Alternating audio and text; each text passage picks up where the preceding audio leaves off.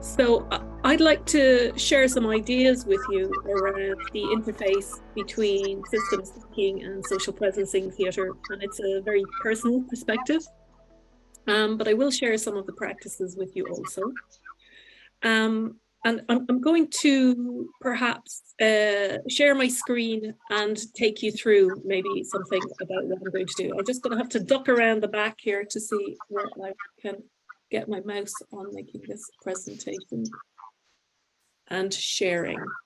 Okay, so I'm going to have to do that again because I need to share it with ye and not just with myself. It all went very well, of course, in the Okay, so just to get started and maybe say something about myself and my trajectory to here, and thank you for that lovely introduction. I teach systems thinking with the Open University, but I didn't start there. I'd actually started with embodied practices.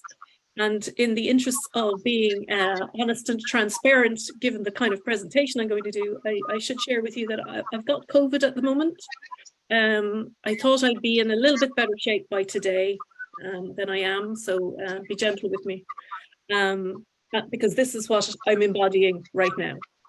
So, but I am well enough to be here, but I'm perhaps not as coherent or as clear as I might like to be. Okay, so I'm based in Ireland and I run a consultancy as well as working with the Open University based in Manchester and Milton Keynes in the UK.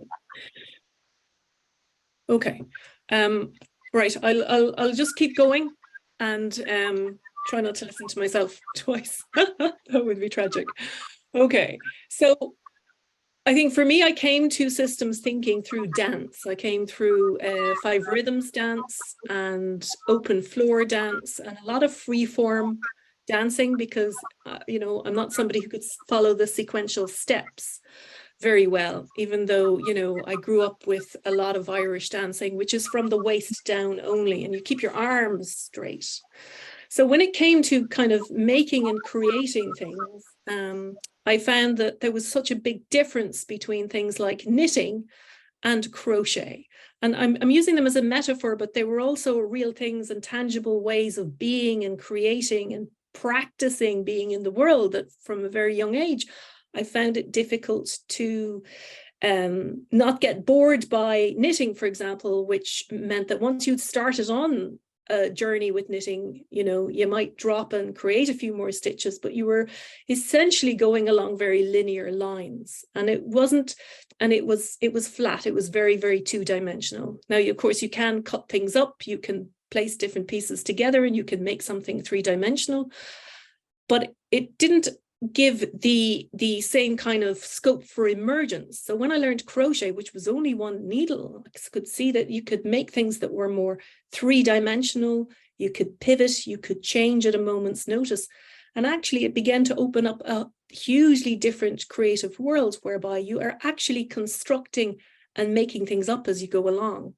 Of course, coming from an Irish Catholic background in the 1970s, that was very much frowned upon. So finding free form dance was you know, quite an advance in terms of actually having control and freedom coming together in one space. And as I began to get deeper and deeper into dance practices, that whole social constructivist world began to unfold, and I landed very much looking at all of these things as very much sort of individual issues, when what we were engaged in on an open floor setting were actual interrelationships, multiple perspectives, and huge amounts of holding. So where I really learned about holding groups was in that setting.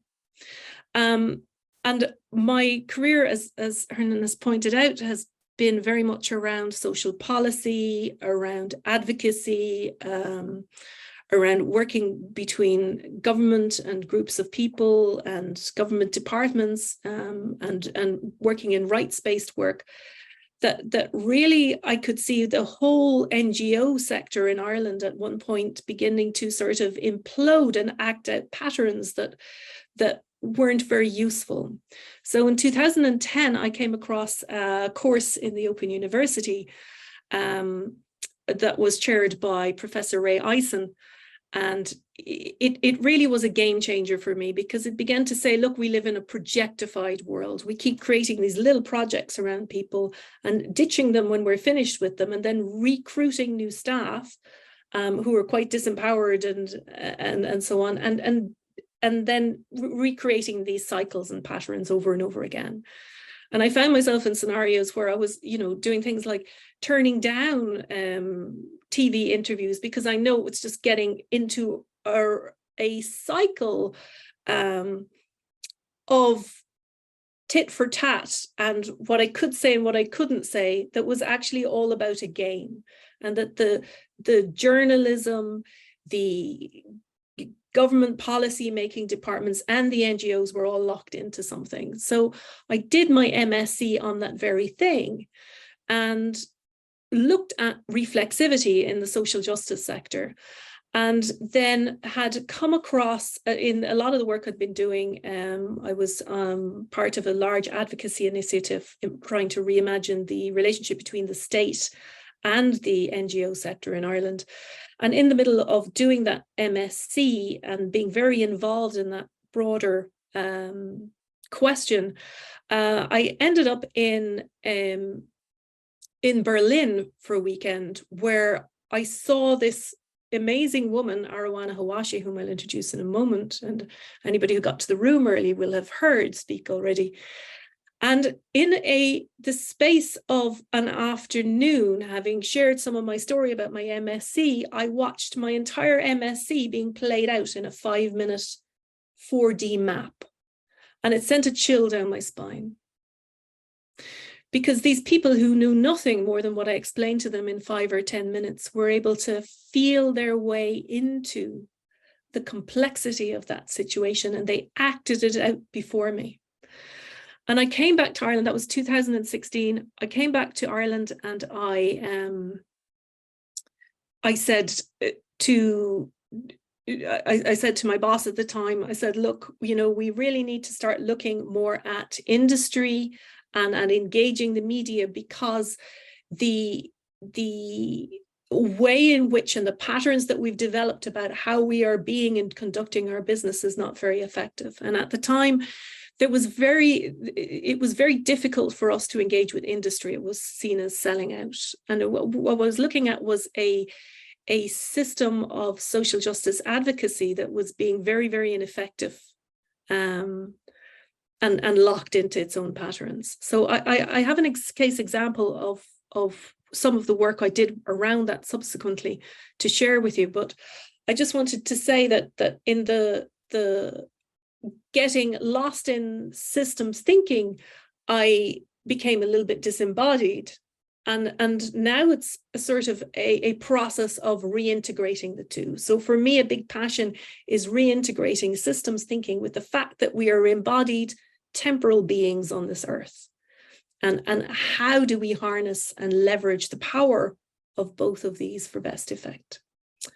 So to introduce social presencing theatre to you very briefly, social presencing theatre, as some of you may know, was developed. The term was developed by Otto Scharmer from that's me. I'm from the All Institute. Otto Scharmer is not from the All Institute, from the Presencing Institute in MIT, and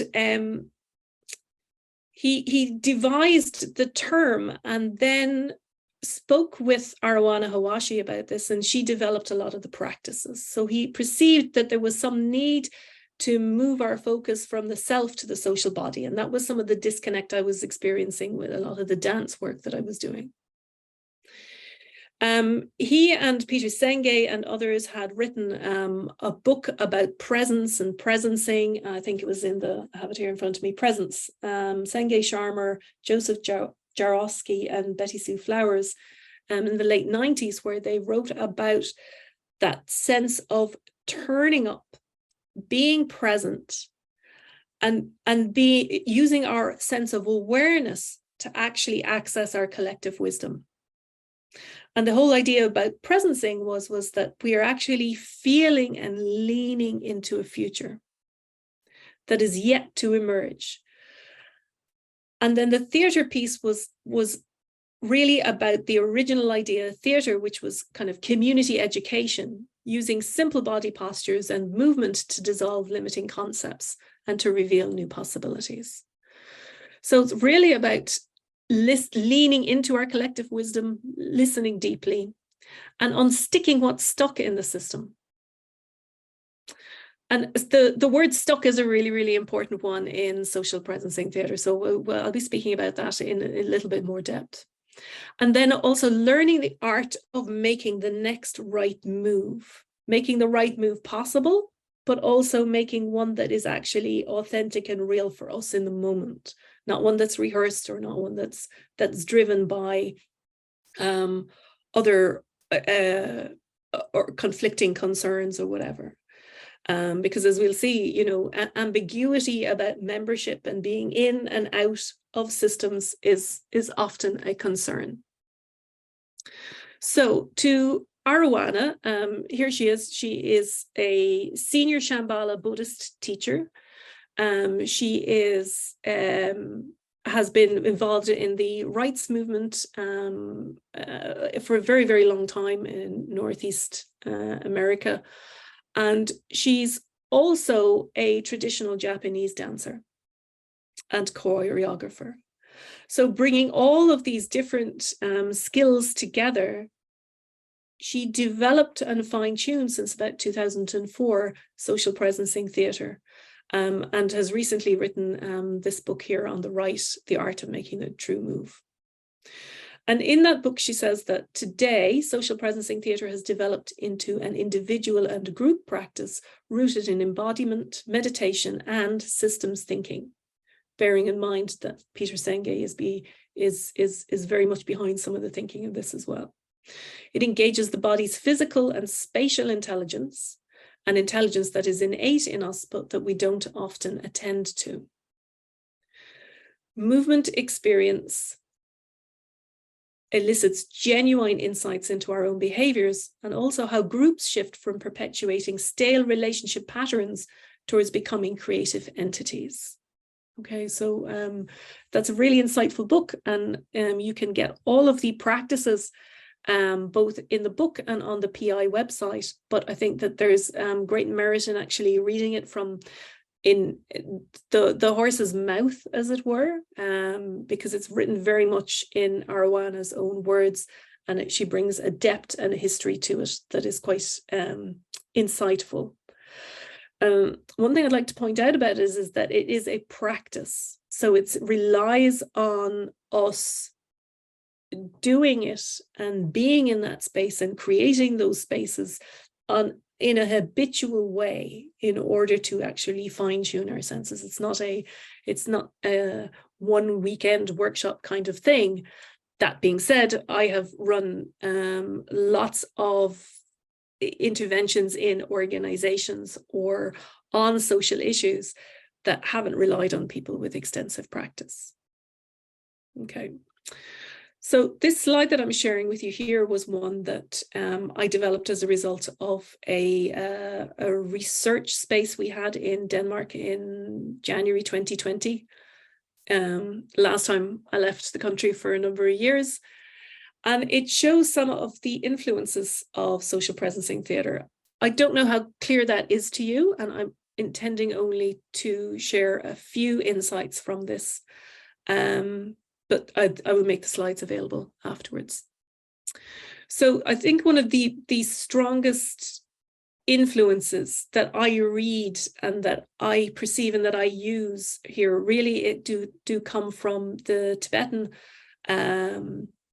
Lama Choyam Trungpa, who brought Shambhala Buddhism to the West. Many of you may be aware of him, but he was quite a rascal of a Lama who managed to translate the Tibetan scripts so well that and make them so accessible, he ended up with books titled things like Love, Sex, and Money. He really cut through and made messages very, very relevant. And palatable isn't the right word. Accessible is the word I think I'm looking for. And one of the things that he spoke about, and certainly Meg Wheatley has picked up on since, is the idea of islands of sanity, which is one that really, really appeals to me. And we'll hear Arowana herself speak in the next slide.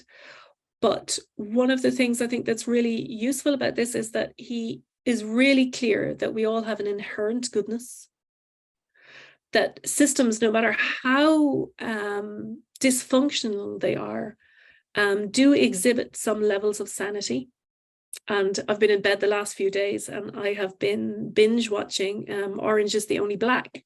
I don't know if that's something that any of you have seen on Netflix, but it is a testimony to the need for and instances of sanity amidst huge amounts of chaos. And a testimony also to our inherent goodness. But of course, you can see as well that there's influences from second order cybernetics, the ideas that Senge brought us about learning organizations and archetypes. Obviously, Otto Scharmer developed this in conjunction with Theory U. But I think what's really interesting is the degree to which it relies on Varela's work on embodiment, self-organizing systems, and embodied cognition.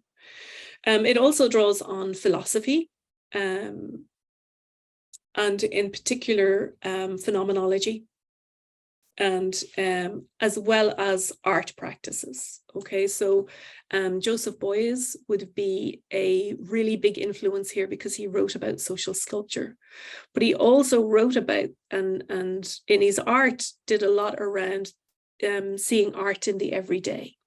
And that really is something I think that social presencing theatre does really try to grapple with. Psychology is important because, of course, we have Kurt Lewin and action research and his ideas around field theory, which, of course, are very strongly linked with systems thinking. Okay, so the next slide that I'm going to ask to be shared there is the slide where Arowana herself is introducing some of the ideas and explaining embodiment. And we might go too close to the end of this, but I might cut in when we can actually take a pause from it. So if it's okay, we might share the video now, which means I need to stop sharing. So the first part of this is really just mindfulness of body. So we're placing our attention on the feeling of the body. The body's language is feeling. So we're developing some kind of loyalty to just living in this body on this big earth planet body.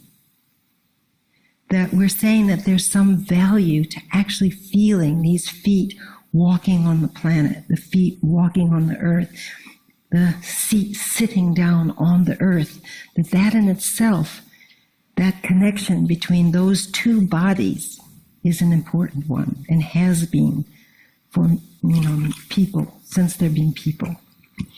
So we could make a little simple drawing of that, which is to show you the practice. So if this is the earth body, this is our body. So in English, this is very convenient because this is a B. Let's say there's our body sitting on the earth body. And this person here is not only a body, of course, but also is a mind. And one of the things a mind does is think. It thinks. It remembers things that happened in the past. This morning at lunch, when we were 4 years old, it remembers things. It thinks about the past. And likewise, it imagines the future. Future, of course, hasn't happened yet, but we think, oh, maybe this, maybe that. We can think about something that could happen later today or 10 years from now. And likewise, the mind tends to make a chatter about the present. It makes a running commentary of assumptions, judgments, opinions. I like this. I don't like that. What about this? Is this okay? It just chatters away oftentimes about its current experience. So when the person is very preoccupied with thinking and lots of ideas, this can happen. Like, what? They become like a very big head with lots of thoughts and not much of a body here. And the body is disconnected from the earth body. So this happens, right, to people, that they just get full of thoughts and ideas, and oftentimes they're talking about something. Here, I'll make this one talking about one thing or the other, and it just gets very disconnected from the belly and the feet and the lower body. So the practice here, just in case this has ever happened to you, this is a little practice for embodiment and a little bit more groundedness. And we're applying mindfulness, which means we notice that we're thinking. We notice that we have this idea. We notice this habit. Ideas are often habitual, right? A habitual pattern. We notice that. We notice. But right now, we're going to let that go and let our attention rest on the feeling of the body. Is that clear? When we notice we're thinking, here it is, you're thinking away, you're really just sitting here or walking down back to the hotel or something, but instead of actually feeling that we're actually walking to the hotel or sitting, the mind is like thinking about something else like this. It has a life of its own here. So when we notice that, or awareness notices that, the practice is put it back on the body. And then,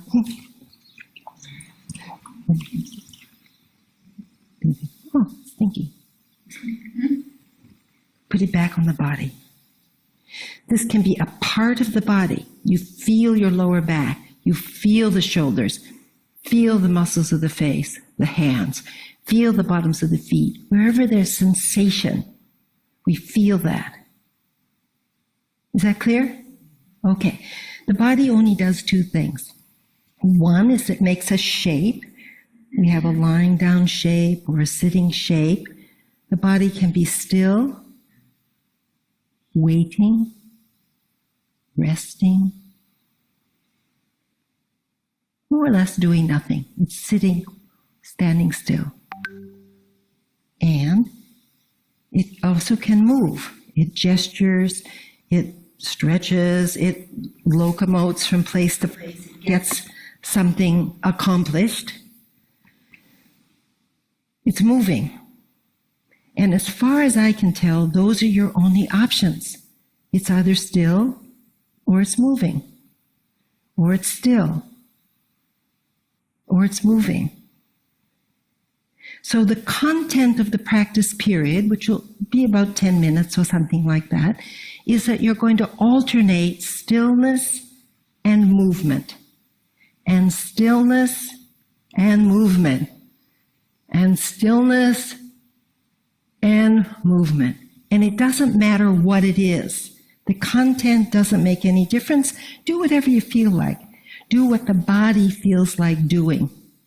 The body's in this shape. It's not going to stay there all day. It'll feel like doing something else. Then just do that. Shift to that. So you're following, you're listening to what it is the body would like to do. What does it feel like doing? So that's completely different than what you think about it. Right? Thinking about the body is one thing. Feeling is another. Is that clear so far? Okay. It's a practice that everybody just does individually. There isn't any interaction quality particularly. It's just a solo practice.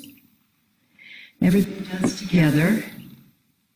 One of the supports for embodiment is to work with the eyes closed or downcast.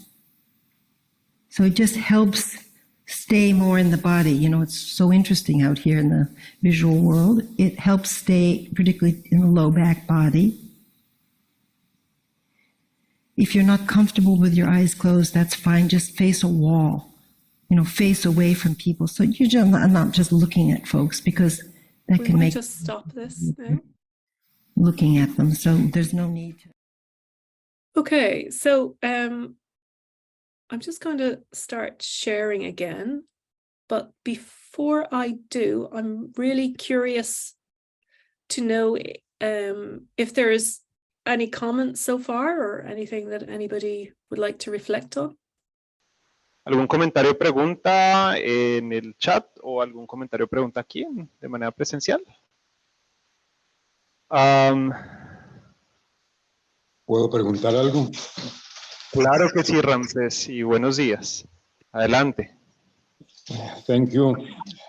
Thank you. My question is, what happened with the person that is feeling pain constantly?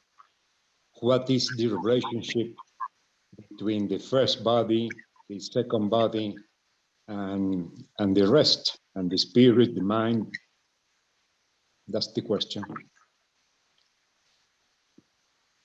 Okay, so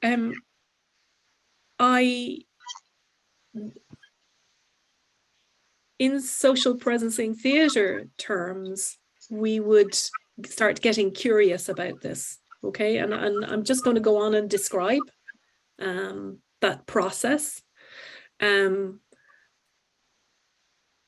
You know, this work does come with caveats, that it is about developing awareness. It is about working with the social body and the social field, rather than, you know, individual injury or illness or trauma, for that matter. And that's probably something that I should have said up front. So it is a relational practice, even though it can be practiced as an individual. And certainly, you know, I have used it personally, and I'll talk through an example of that, where it's moving from pain, but perhaps more psychological pain than physical pain, if that helps. But so I'll try to weave that thought through the rest of the talk, if that's okay. Yeah. May I just clarify a bit? My question is not directed to a therapeutic feeling or intention. It's just that usually when you are young, you just don't feel your body. Your body is untangible. Mm-hmm. You just walk, do whatever it is. But in the other extreme, when you have a pain, a constant pain or almost constant pain, and more if it is strong, you do feel your body, and your body gets a special presencing, a special way of being together with you. It's almost like your body is disentangled, is separated from you in that situation. It bothers you. So how would be that relation between prime body, first body, second body, and mind, spirit, if that can be separated? Okay, yeah, no, I do understand. Okay. I'll move on to the stock exercise, and I will explain that and maybe use my own experience as well of being in constant pain, if that's okay. Yeah. Okay. So I'm not sure. Just tell me that you're seeing the right thing here. Yes. Another question. So, Oh, okay. Sorry. do you want to try to answer and then continue like with the presentation and try to also answer or give some feedback for what Ramses said? Yeah, it would be good to, you know, it's very hard to be engaged when I'm completely distanced from you, so I'm really happy to chat now and to see where this, make sure that this is relevant, right? Well, thank you. So Gabriela Sato in the chat, he is asking, the messages and memories of the body are important from this point of view, but what happened when our perceptions are altered by maybe medicines, alcohol, or other external stimulus? Are there any way or practices to notice when our body is giving us wrong messages? I think that's a really interesting direction of inquiry. This practice doesn't engage with it directly. As I say, it's a mindfulness process. So I suppose it depends on what kind of substances somebody is taking. If you're taking something that opens up your perceptual awareness, then it might be very helpful. I haven't tried it, but if you're taking something that's actually dampening your system, like alcohol or whatever, that's going to have a different effect. But that's perhaps not necessarily where this inquiry is focused, if that's okay, but open to exploring, of course. Okay, so I am still sharing, I think, so I might keep going with that. Sorry, I can't be more helpful with that one. But very, very interesting and relevant questions, all to be explored and researched further, I think. So I'm going to introduce you to some of the practices, and starting with social presencing theatre practice called the village, which is really what Arowana was describing in that video. Okay, and the village is one where we're moving around and learning to be with ourselves without any agenda, without any idea that there is something to fix here. And I think that goes for that sort of idea of radical acceptance, even when we are in pain, that is it, because social presencing theatre leans on ideas that have been developed by people like Choyam Trungpa, as I described, and Pema Chodron, who was another student of his, along with Arowana. And Pema Chodron's thing is about leaning into the sharp edges, that the only way to engage with something, for example, pain, is to actually lean into it rather than pull away from it. Because when we pull away from something, we're causing another discordance. These, of course, are theoretical things. I fractured my elbow, which is called a hell bow fracture, because it is so painful, and they don't give you a cast, and nobody knows you've got a broken elbow.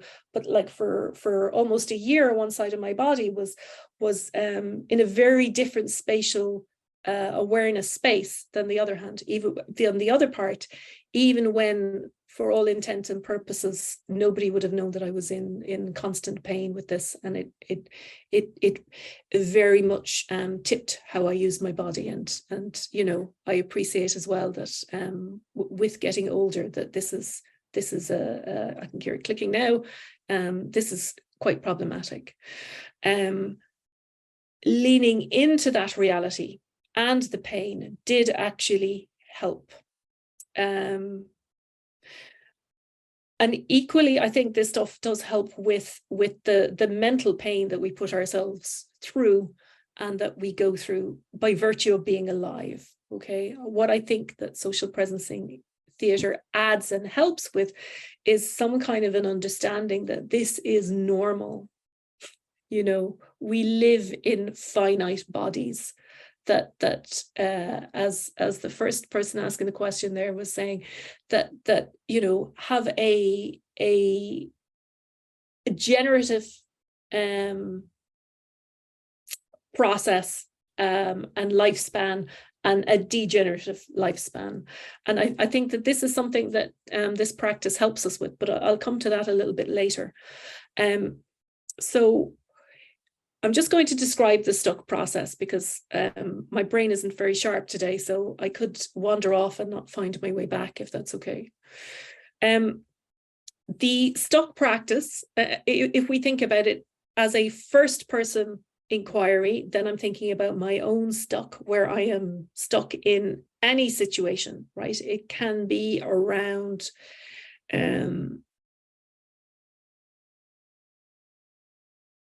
sorry, I think I was talking about the village and now I've moved on to stuck. I've just done that, haven't I?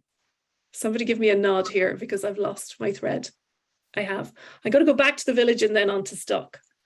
I thought I'd rearrange them because it makes more sense to explain stuck first, but in the sequence of working towards something, you would go for the village first. Sorry about this. Okay. So the village is that sense of being with ourselves and moving without an agenda and following our bodies and knowing that we are never completely still, because there's an English woman, Sandra Reeve, who's written and does beautiful work around the ecological body. She's written a gorgeous, very thin book called 9 Ways to Move a Body. Can't quite get it now, but I will put it in the resources. And she writes about the ecological body as something that is in constant motion. Even when we're very, very stuck, it is in motion. So we are pulsating, we are inhaling and exhaling, and that we don't get completely stuck, because that would be death, right? And that day will come, but as long as we're alive, we're alive. So something in us moves. And that in a wider context, as moving beings, we are moving with other human beings. And that is the ground for our being on the earth, not stasis, not stopping, not utter stillness, not the way in which, you know, this held space can get stuck in us, or that we can think that mindfulness or meditation is. It's not as still as we're sold it to be in many ways. So hanging out with ourselves with no agenda. And I've had people in groups, and you ask them to hang out and they start doing workouts, you know, and you're there going, no, it's not a yoga class. You know, you're not at the gym. And this puzzles them and causes them almost a slight piece of distress at the start. But then a huge amount of relief, because they don't need to perform. They're not doing this for anybody else, only themselves. So you hang out with yourself and you begin to move with your eyes down and realize that you have a back as well as a front, because we're always facing forward. And when we're always facing forward and we're privileging our eyes on everything, we get lost in the idea that we are actually looking at the future, but actually we're reinterpreting everything that we are seeing in terms of what we understand by the past. And that's the basis of, you know, the biology of cognition that came out of the San Diego School of Cognition in terms of systems thinking. The other thing that we are become aware of as we begin to move that is that the body has got its own impulses that might not work with our agendas. So what happens when we go with those? And Arowana spoke about that. So in the village, we get people to move around with themselves and begin to see what patterns begin to arise, both in their own bodies as a first person inquiry, and then later in a second person inquiry around with the others in the room and with individual others in the room, and then with that wider group body. Okay, so if you work with a group long enough, and you know, when I did my training with Arowana in New York, and we met several times for extensive periods, as a group, we would have developed a different style and a way of being and interacting and a different patterning than other groups that would have met elsewhere. And certainly for my own facilitation, I noticed that as well. With a practice group that's been meeting for a long time, their way of moving and being around each other is quite different. And I've also walked into rooms with people that I haven't moved with for a long time, and we can get into a pattern of being around each other that is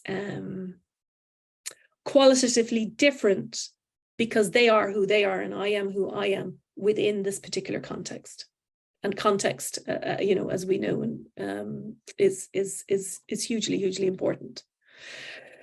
So with the village exercise, I just want to share an example of some. Need to skip my slides here because they're not in the correct order. Okay, with a village debrief, I think there's some very clear questions that we're asking after we stop moving around the room like that. Okay. And the first thing to do is to stay in stillness. And then the second thing to do, once we've let that resonance of that movement and whatever we've been doing sit for a moment, we describe our experience without analyzing it. Okay, so it's I saw, I felt, I did. Okay, so we don't interpret it.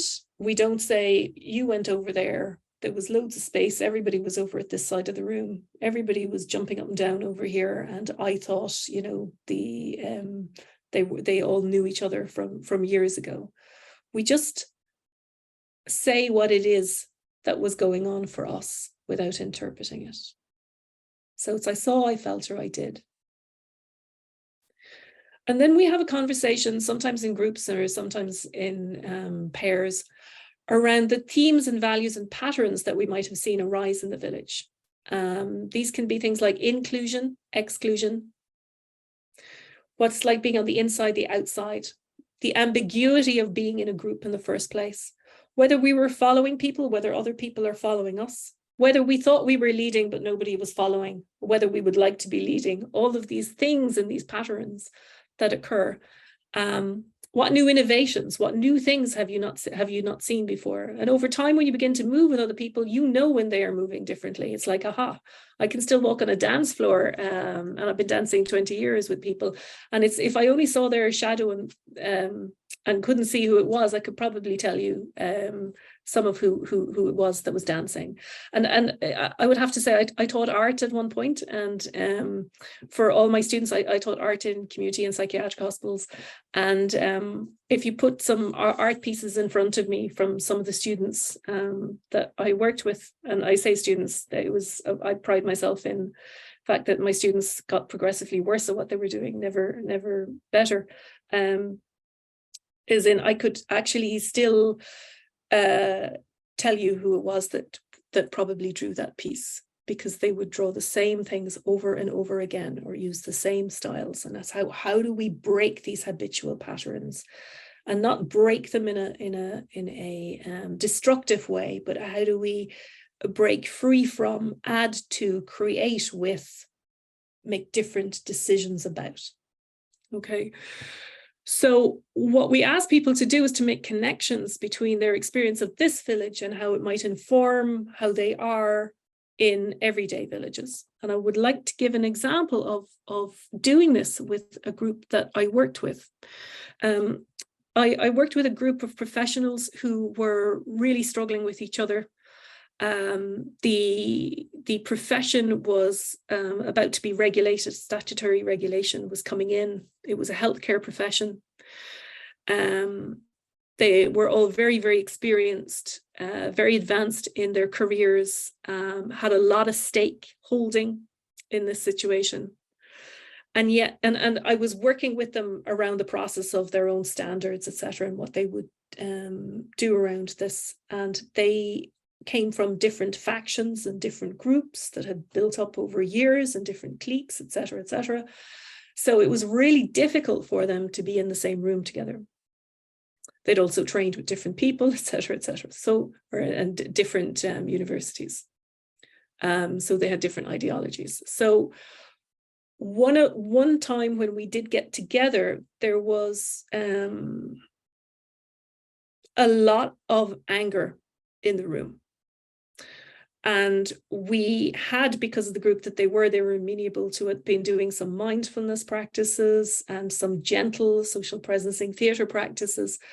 But the reason I'm telling you in this instance that we did a village next is because one of them, there was a lot of shouting and a lot of bad language being used. in the room with this group of professionals, and one person just lit up and got very angry with another. And pulling that situation back when everything was just about to implode was very clearly not going to be done by speaking about it. The stakes were extremely high. People had a lot to lose. They were also about to lose a lot of face. And you know, financially, I think as well for everybody, this was pretty key. So we took pause and I put them doing a village exercise. And I asked them the following questions. I said, are you creating the kind of process and organizational culture you'd like to pass on to your children or the future of this organization? I asked them, how do you perceive your contribution? And is there anything that you need to let go of to be successful? And the final question I asked them, which is, in 12 months' time from now, what criteria will you use to assess if you have been successful in this endeavor? And as people walked around the room with these instructions and began to dissipate the anger and the tension and to contemplate a little bit more and to feel themselves in the room, they began to actually speak at a different level. The debriefing had things like, I feel very ambiguous about being here. I feel very unsafe. It also had things like, I feel like my head is rolling down a hill. I looked at these comments this morning, and they were quite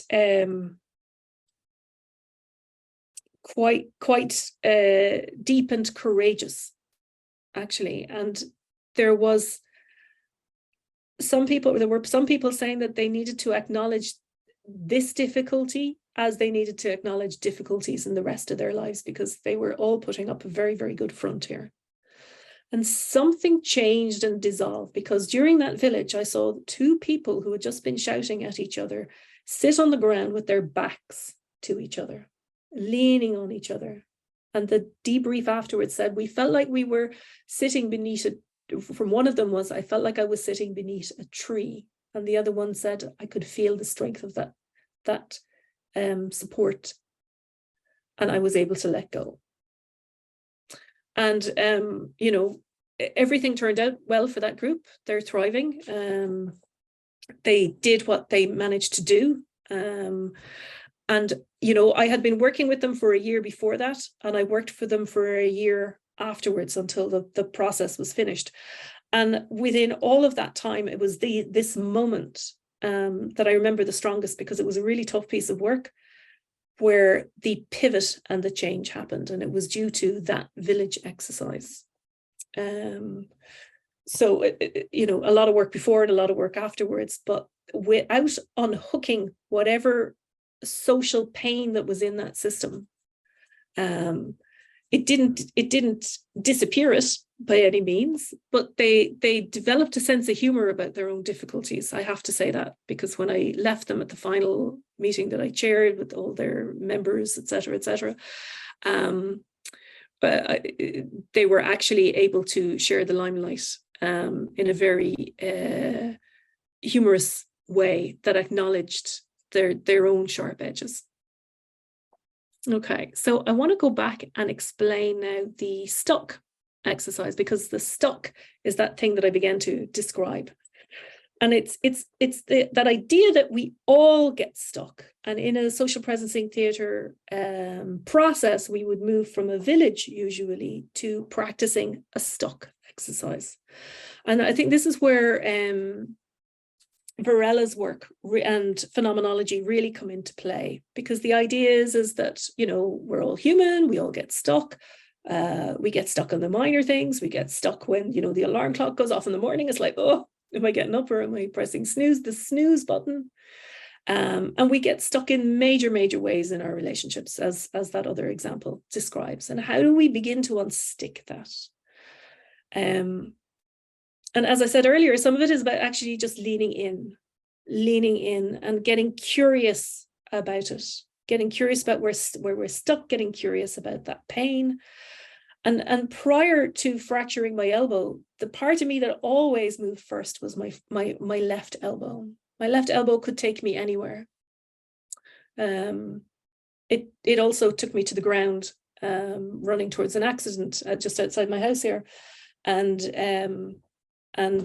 it saved my face, but it lost itself in the process, and fractured quite badly. And the process of actually being and staying with that, you know, when there was a lot of frustration because of all the things that I couldn't do and the pain. The process of actually realizing that the bit that always moved for me first was no longer moving, or couldn't move, was very, very disarming at first. And I have kind of over time moved to a place of gratitude that it actually did move so fast. And also that, you know, it's also taught me the value of the ma, which we'll describe a bit later. Because when we get stuck, if we can get curious about it, then we will find a way through. It's when we get stuck and we think we're stuck and we think that that's it, and we reify it all, that it becomes more unhelpful. So one of the things that we do is move from gesture 1 to gesture 2. And on the left there, you can see me lying on the ground in a gesture 1. And that's kind of a stuck position, you know, looking at the ground, contemplating, thinking too much, as Arowana was describing earlier, and so on. And the idea is that we have to get into our stuck first when we're actually practicing social presencing theatre. So we have to sort of dance with it, and maybe not go to the things that bother us the most when we start, but just start with the small things that are not as consequential, and use gentle body movements and follow the body to slow down, move and pause, and move and pause. And then to kind of think about, or to not think about really, just to suspend judgment on that and get curious about it. Maybe nothing is happening. Maybe it's becoming really uncomfortable. But how much can we stay with it rather than jumping out of it, or jumping away from it, or going on a screen? Or whatever. And I think that Husserl in phenomenology did a really, really good job of describing the phenomenological quality of being in this space. But what he wasn't able to do was give us a good descriptor of how to get there. And I think that Varela actually gives us a good way in to actually work with that. Because he thought that redirecting our attention to the something new or something different that is actually happening within that, the patterns, the habits, the micro movements, the things that are on the edge of our perception, that they are always there, because as I said earlier, we're not static. We are alive. We are moving whether we know it or not. Something in us is always moving. And the longer we can hold that space of not knowing what comes next, Arowana would tell us that that is where the gold is. So when we're stuck, how long can we stay there so that we can actually see what wants to emerge rather than what we want to impose or how we want to get away from it? So when we redirect our attention, we're making most of that space-time created by suspending, moving away from familiar stories and so on, leaning in, and then seeing what movement arises and following that movement. Invariably, and I've never seen it not happen, a body will actually decide what it wants to do. I remember doing this once with a group, and as an example, I said, okay, I'll do this as an example, right? So I said, okay, there was a work relationship I was struggling with, and I was wondering whether to move towards somebody around that or move away. And I said, okay, so I've got this thing, and I was sitting cross-legged on the floor. And as I was describing what I was going to do, my body actually got up and walked as far away from where I thought that person might be as possible. And I hadn't even finished the instructions. And it was like, okay, right. That was a very, very clear answer for me, that my head was getting very involved in other concerns around. But when I let go of the need to know and to maintain an expertise status or whatever, or to maintain professional relations or whatever, my body knew actually what it was that it needed to do. I don't know if it would have done something different if I was under the influence of alcohol or anything else. But I think we need to learn to trust ourselves and our bodies more. Okay, and I think that letting go as well stops us from making mausoleums of our emotions, because it tends to the temporal nature of our existence and reminds us that we are actually in constant flux and flow. Okay, so we've covered the village, and we have covered stuck, and now I want to look at 4D mapping, because 4D mapping is where social presencing theatre really comes into its own. But of course, it's working with that movement and with that sticking and unsticking, but at a group level. And I'm going to explain this to you by an example of some work that we did in Ireland around disability and poverty. And this was framed within a systems framing. We ran a systemic inquiry, which was designed using soft systems methodology. So we did our mapping, we did a CATWO, we looked at the customers, actors, transformations, we saw the worldviews, the owners, and the environmental factors that would create and constrain any possible outcomes. And I worked on this with another practitioner, because I was directly involved in the situation, and it's always good to bring somebody else in, because people wouldn't have done for me what they will do for a stranger, which is always good to know. So we interviewed 33, or I did all the interviews, 33 people and organizations involved in disability and poverty area in Ireland, either as NGOs, state actors, or people with experiencing poverty and disability themselves. And we fine-tuned that down to 3 themes. What were the attitudes people had towards disability and poverty, the cost of being disabled, so the actual social costs and financial costs of having a disability, and what they added to the daily costs of living, and also attitudes towards disability and work, because Ireland had and still has one of the poorest employment labour market participation rates of disabled people, and that's an ongoing issue across Europe. So the conclusion was that the highest paradigmatic place to intervene or to look at this was the degree to which there was a huge level of societal complacency around the extent to which poverty was unchallenged and actually accepted, and that this was very much reflected in NGO activity. So as NGOs are very much a lot of the time the people speaking for, on behalf of, and with, it was really important to involve them. So we invited everybody to a 4D map, and we had, I think there was about 17 people involved in the actual day. And here is a photograph of, you can see the guy in the red shirt sitting on the ground here was actually the person experiencing poverty, with everybody sort of cowering around them. Now, from my experience of other 4D maps, and was born out in this one, was that the person experiencing it doesn't actually know a lot of the time what all these other people are doing and what purpose that they serve.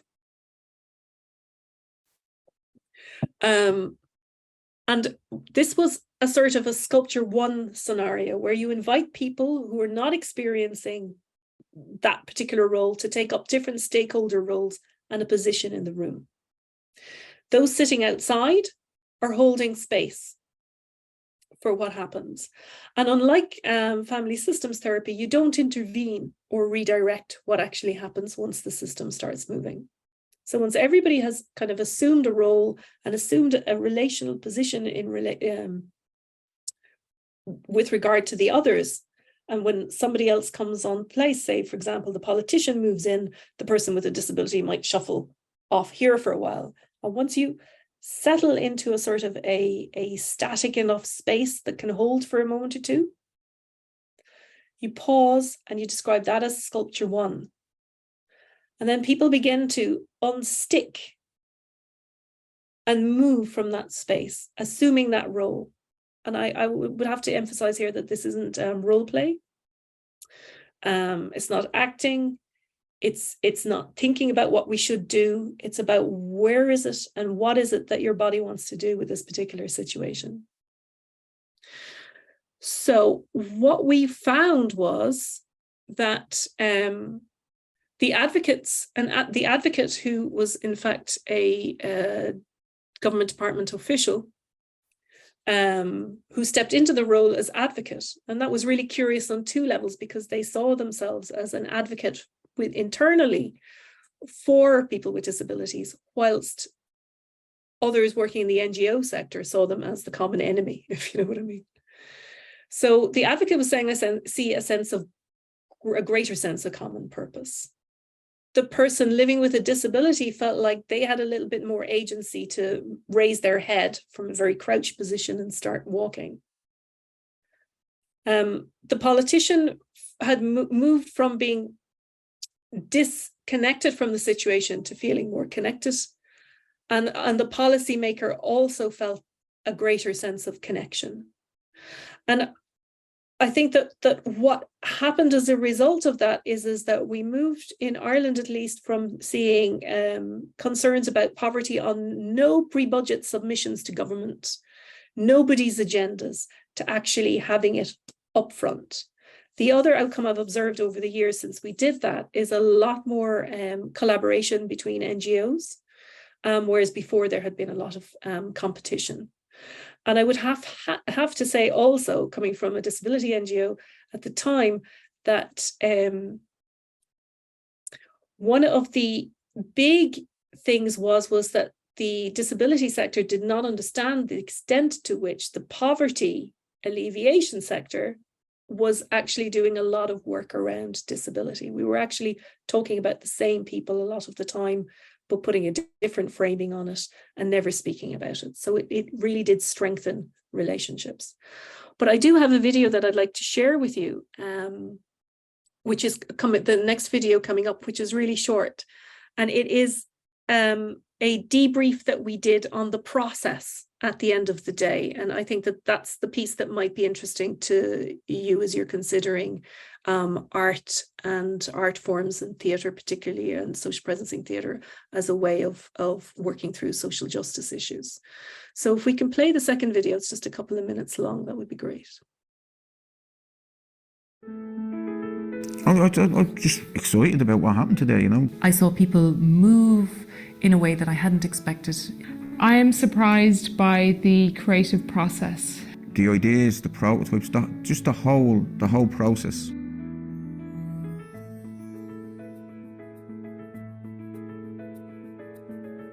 I was very nervous about having a device-free day. We don't have mobile phones in the room. That disconnect and bringing it back to the feeling of the person. I thought that was really refreshing. I was very nervous about being asked to spend the breaks in silence. I really enjoyed the silence.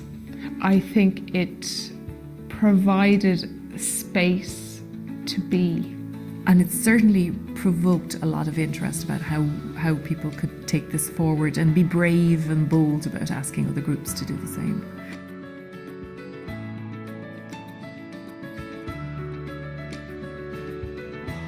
I learned a lot of me preconceived ideas are gone. They don't add up.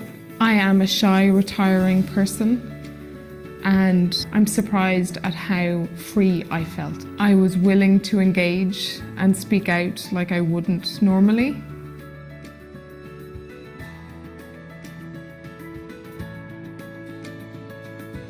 wasn't thinking about myself.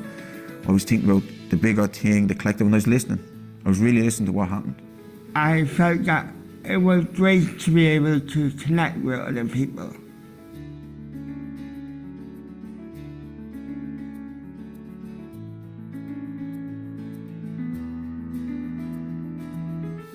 What I learned from doing today was the value of layering the different practices on each other. I think I was surprised at how useful it was to kind of reflect on the work that I do and think about different issues differently.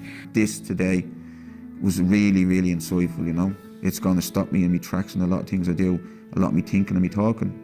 And I also want to express gratitude to the Disability Federation of Ireland and to Michelle Moore, who very graciously and beautifully facilitated the day. That was fantastic.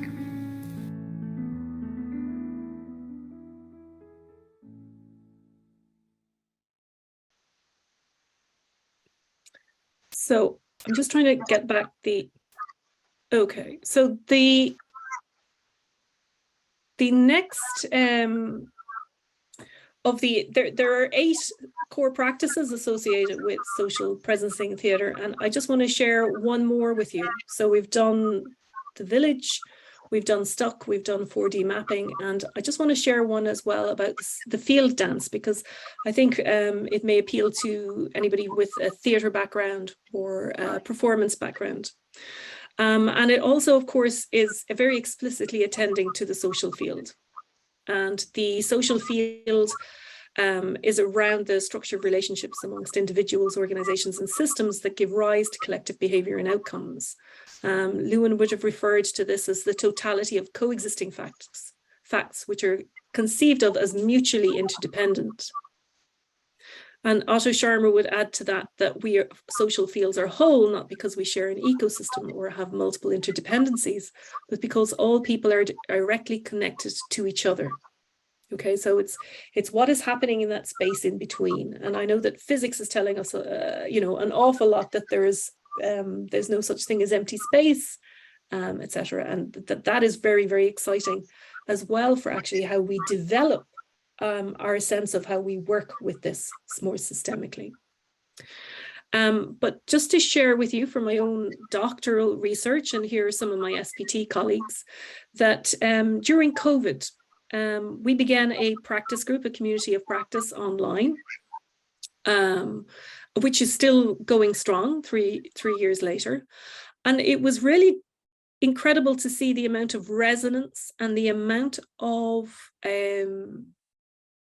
space we could hold online together. And I know that this is a hybrid event, and that doesn't make it technologically easy, but that, you know, if you've ever cried at a film or anything you've ever watched on television has resonated with you, then it is possible to create and maintain these social fields online. And that's something that my own research with online services that developed during COVID for people and with people with disabilities is also showing up very, very strongly.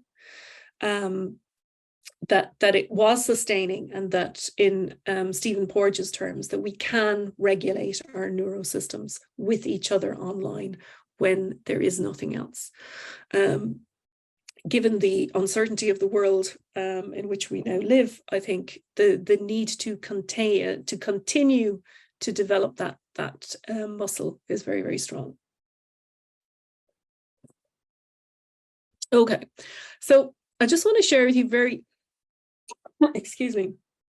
move on very quickly and share with you some ideas about why I think that there are ways of reimagining a more artful systemic practice that brings systems thinking and embodied practices such as social presencing theatre together a little bit more.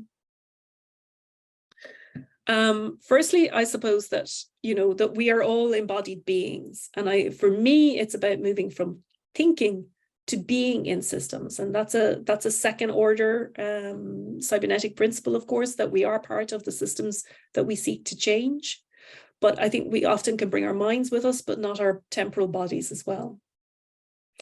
And when we aren't using all of our intelligence and using our whole body intelligence, we are, you know, what Arowana would describe as, excuse me, brains on sticks, and not using all of our capacities. Okay, and we're also kind of shifting as well towards ignoring what doesn't fit with our preconceived ideas and theories, to leaning in and to learning with them. And what's very important for this time on Earth in our history is to learn how to live with a lot of overwhelm, to developing an art of actually, you know, cutting through a lot of noise and making a true move, which we know is temporal and is only for now, is imperfect, incomplete, and that we keep moving. Because when we move from stuck to unstuck, you know, our unstuck becomes a stuck, which then needs to be unstuck. Oftentimes we are in perpetual motion. And I think it has got huge potential for moving from being isolated in our one mind and cognitive enclosure, if you like, to creating and co-creating what I would call islands, or, you know, of islands of sanity with others. In terms of the systemic practices, if we think of systems thinking in very, very simple terms, don't argue with me about this now, I'm simplifying for the purposes of bringing the two concepts and ideas a little bit more closely together, that if we are looking at interrelationships, multiple perspectives and boundaries as core practices, conditions, or concerns of systems thinking, and that we are trying to take some action whilst keeping these ideas in mind, then I think that the embodied piece becomes really, really important. And I just want to share some words with you from Adrienne Marie Brown, whom many of you might know for her book, Emergent Strategy, but her more recent book points to a need to indulge in more imagination. She says, I believe we're in an imagination battle, and almost everything about how we orientate towards our bodies is shaped by fearful imaginations. Imaginations that fear blackness, brownness, fatness, queerness, disability, difference. Our radical imagination is a tool for decolonization, for reclaiming our right to shape our lived reality. And for me, that's a very, very powerful statement, because threaded through everything that we're doing, we are trying to always work with power, and always work with power structures that we cannot control. Embodied practices give us some authority and autonomy over our own sense of self and our own personal integrity, and a collective integrity with those with whom we might choose to be in relationship with, but also those who we don't, because, you know, even if I never speak to my neighbor next door, I'm still in relationship with them. I'm relying on their rational behavior to some extent as they are relying on mine. We are never out of relationship with each other. And one of the other challenges that this work helps with is you know, the increasing move towards transhumanism. And you know, as the introduction showed, I'm very heavily involved with an assistive technology project. I very, very much believe in the transformational potential of assistive technology in many people's lives, that can actually liberate them from the confines of ownership by others with vested interests in their lives. So one of the things that has been rising is the idea of transhumanism, that we can and should eradicate aging as a cause of death, that we can and should use technology to augment our bodies and our minds, that we should merge with machines, remaking ourselves and in the image of our own higher ideals. And Mark O'Connell, who's an Irish author, says that this love affair that we're having with technology is almost a denial of our temporal time on this earth, and that disconnect is driving us in ways that is not very helpful. And I think that systems thinking definitely has a role to play in pulling that in. And I think it's a real challenge, and a good challenge for cybernetics to concern itself with.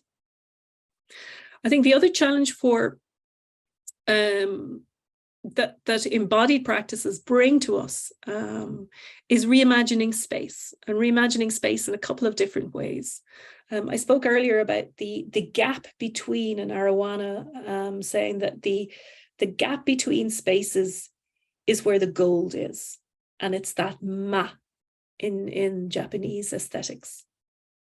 The gap in between. And Gregory Bateson also speaks about this in terms of the difference that makes a difference. How can we create the space so that there is a difference that makes a difference? And in very heady pursuits, we often don't give ourselves that space of not knowing. But I want to share with you a very recent example, and Tom was there as well. So it's an example of what happens when we can create we spaces. And I think systems thinking has a lot to do to learn how to create space and to hold space, because I've learned that through dance, and I've learned that through social presencing theatre, but it's not something that we're very versed in academia. Just a few weeks ago, the International Society of System Sciences met in South Africa, and we were working in groups on a systemic inquiry. And we, instead of doing our systemic inquiry, we figured out a way to be in a we space together. And this is me with some of my group on one of the evenings. And Gianni, the guy that I'm practically strangling, I'm told, to death there, was the person who came back to us one morning and said, look, out of all of the struggle of us trying to stay as a group, this is what I've written. And this is what we presented as the emergent outcome of our systemic inquiry.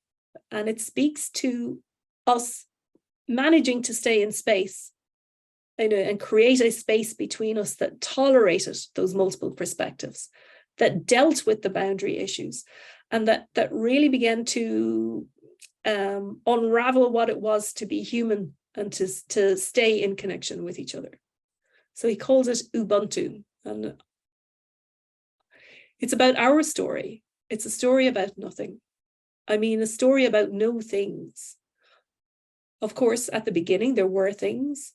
We sat around the campfire with our bloody own selves.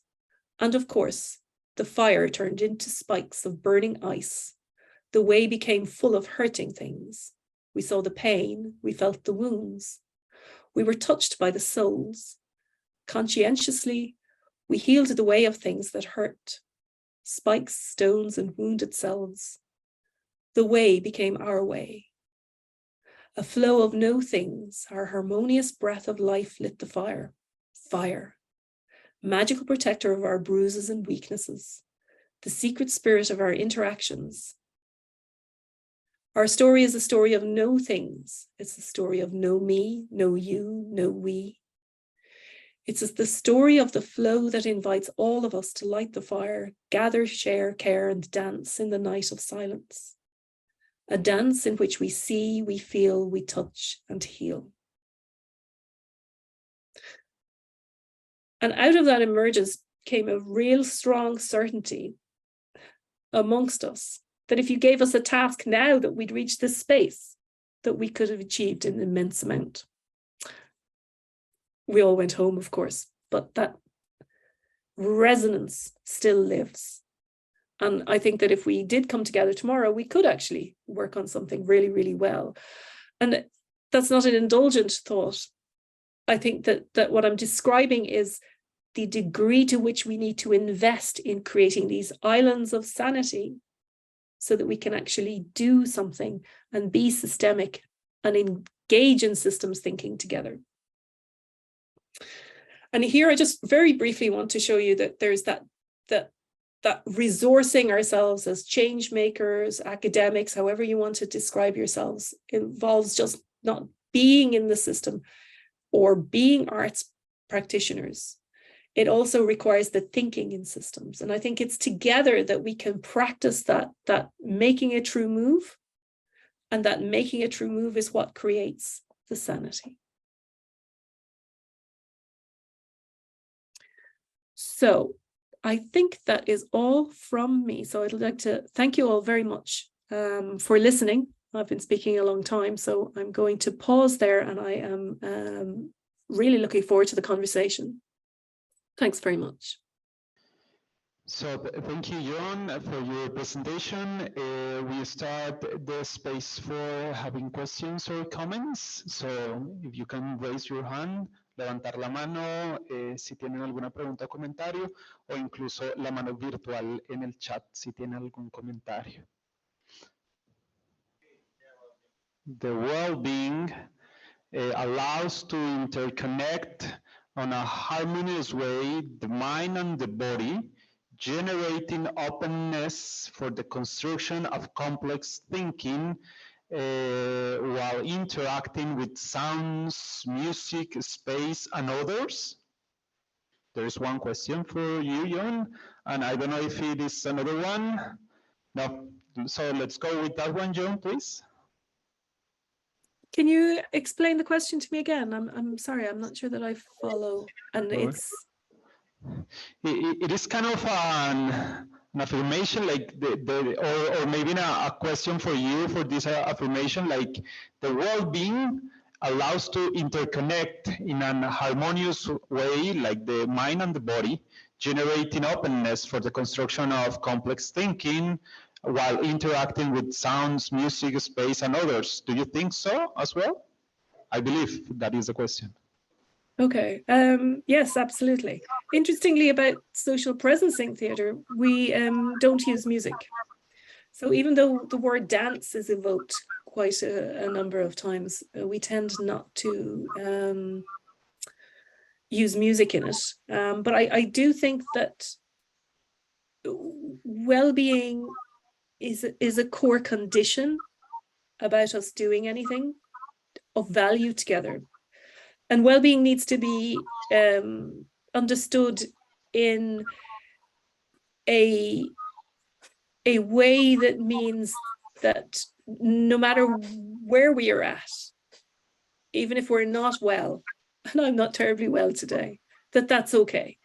You know, it's that whatever state of being we are in, that there is room and that we can create that or that space for some wellness within it. I think I might prefer the word sanity. I like the word sanity. Is that there's just a little, it's like putting salt on your food. There's a little bit of sanity in it, no matter what's going on. There is some degree to which we can access some sanity. And I think that as systems thinkers, that is a core condition of what we need to be able to do. Because one thing that I didn't mention so much there, but has been on my mind a lot when I'm speaking about, what was it? Just pull it up again. Adrienne Marie Brown's work on pleasure activism, saying that this is the one thing that we can actually begin to take hold of as a resource, and not so much as a resource that we exploit the way that we can tend to do, or work it too hard, or and it does happen that other people's bodies are used as monetary resources. I don't mean to shy away from any of the less savory aspects of being human, and the less savory aspects of the things that we do to other humans. But I think that they come from a place of not actually owning our own bodily integrity in the ways that we abuse power. So well-being and sanity, well-being and sanity. Without those things, how can we purport to use systems thinking in ethical ways? That would be a question that I might throw back. Thank you, Joan, for the wonderful presentation, particularly while you're battling through COVID. Yeah, I'll talk into the camera. I should know how to do that after all these years. Find the lens. What am I thinking? I know you might not have felt as coherent as you would like to, but I just want to assure you that it was very coherent for me. I want to ask a question that is still formulating, so I apologize if it comes out in a kind of a clumsy, half-baked sort of way. But I think it might also connect to Ramsey's first question about wrong information, which is, I actually was grappling a little bit with the way Ramsey had phrased that, because I think that if I'm on a drug or if I'm having, had alcohol or whatever, I'm not getting wrong information. I'm getting information about a body that's in that state. So in a sense, it can't be wrong. It can only be what it is. It might be wrong from a level of value judgment, but it is what it is. It's a statement of a body under the influence of whatever it is. And then I would have been cognizant of the fact, if I drank 6 beers before I came to a social presencing session, I would be aware that I had done that. And I'm in a place where I can hopefully make some sense out of that, maybe after the fact. But there's still a question I have that I think is connected to this idea of, do we, and I'm not suggesting you're saying this, I want to sort of throw this to see what your response to it is that I think it's easy to maybe go into a space where we just flip the tables and we say the mind is not to be trusted and the body is always right. And so when you were talking about that moment where your mind told you you were going to do something in the session, and then your body got up and walked away, and that there's a sense of trusting that the body knew what you needed to do. And I think I understand that. I guess what the question I want to ask about that is, are there times perhaps though when what the body is doing is definitely necessary in terms of a sense of what needs to be protected at that moment or what needs to be done to remain safe, but that is in fact giving us information, not that, and that's the right thing to do, but that actually is telling us about something we need to work through, that maybe that intellectual idea you had is actually a more positive way to go in the long run, but the body is still reacting to its trauma or its past, and that in fact the body is giving us important information, but it might not be information that is quote unquote the right thing, but information about something that we actually need to address. I hope that's clear. Yes. In Gregory Bates's terms, the idea that communication is, what's actually received, the measure of communication is what's received rather than the information that is shared. I might have a bit of gap here myself today, because I'm also under the influence. Of COVID, for anybody who's got into this short piece, right? I don't know if I have the answer to that. One of the things that SBT deliberately stays away from is the idea, is the whole trauma field, which I think is another huge area.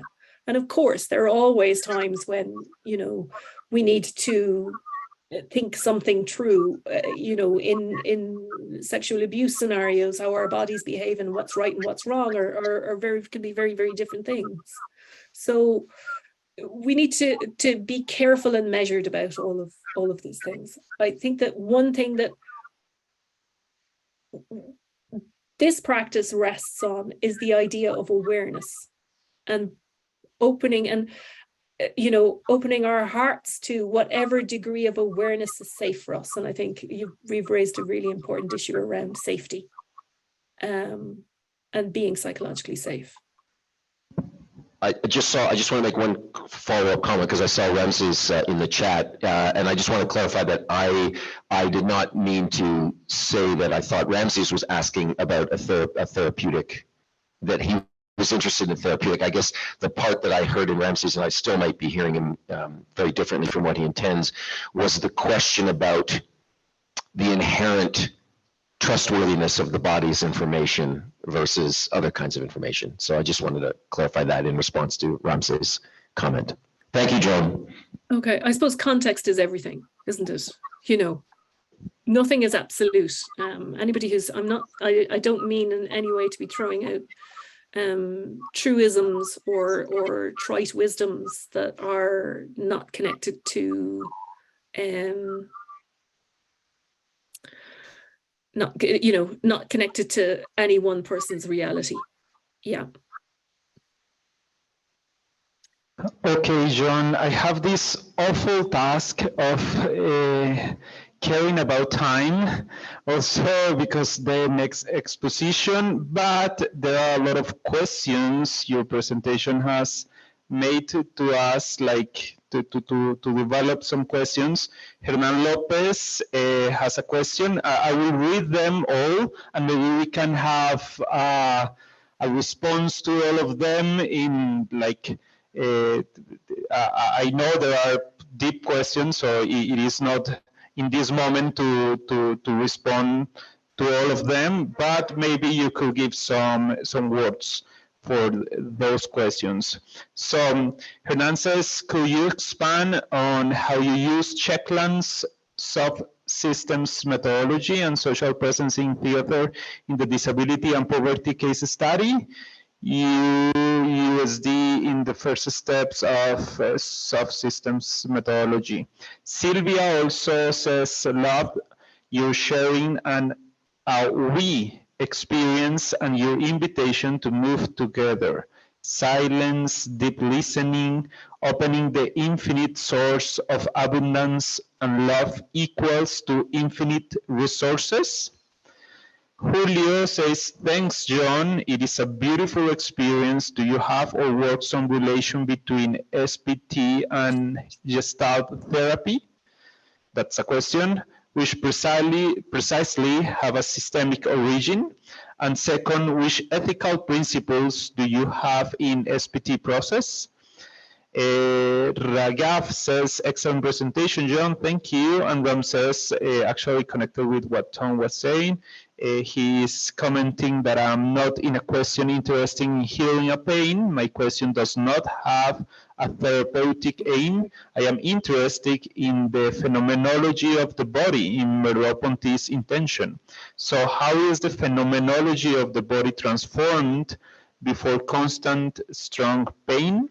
And Sylvia again says, what Tom said remind me that in the Bhagavad Gita, Krishna says, among the senses, I am the mind. So maybe some words about all of this, and also because we have running out of time for the next presentation and also for our coffee break. Okay, thanks so much. How much time do I have? We have kind of 10 minutes. 10 minutes. No. Okay, right.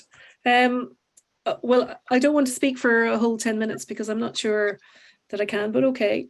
In terms of the soft systems methodology, I didn't pull out any more information on what we did at the time because I was concentrating on the SPT element of it.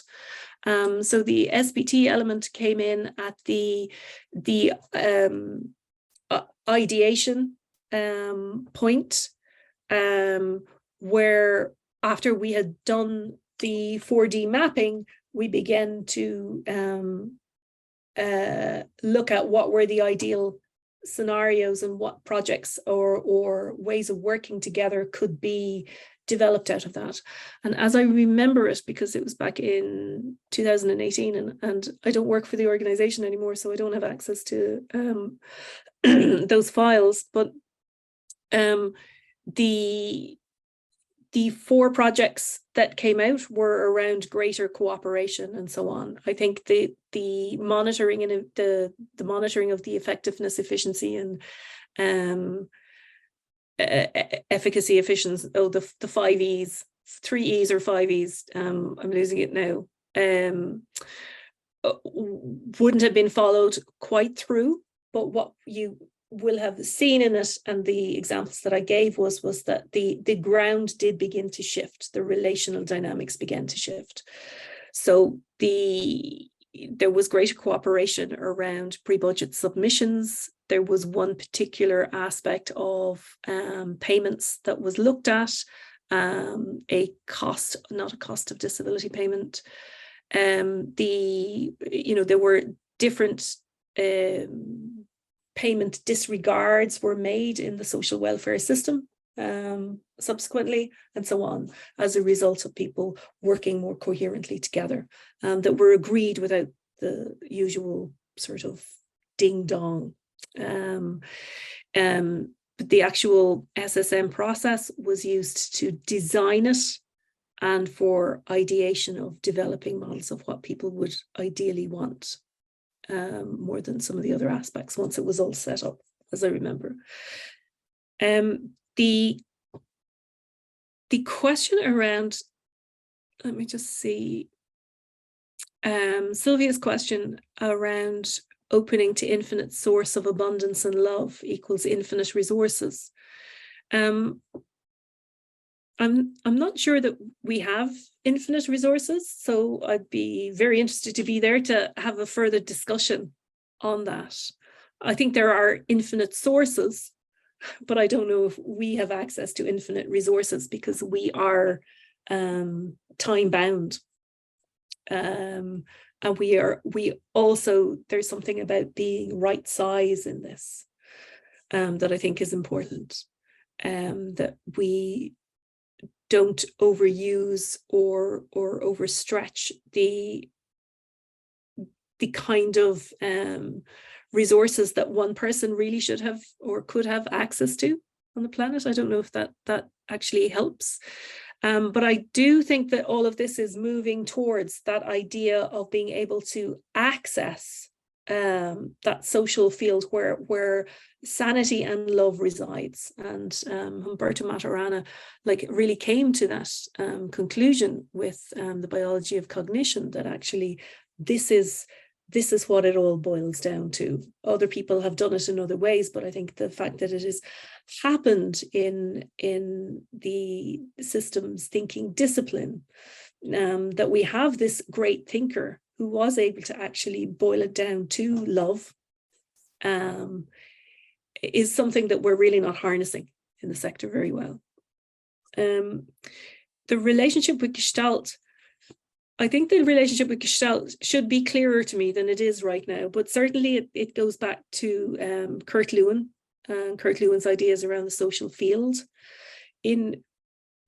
We don't name it explicitly in SPT, but I think we are always actually dealing with a Gestalt, with a natural ending and pause point, because once a 4D map begins to unfold, or once we're working with a stuck and an unsticking,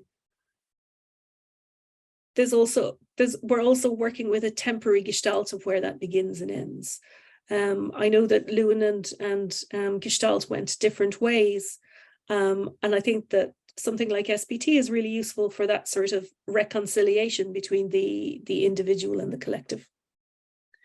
The next question, ethical principles.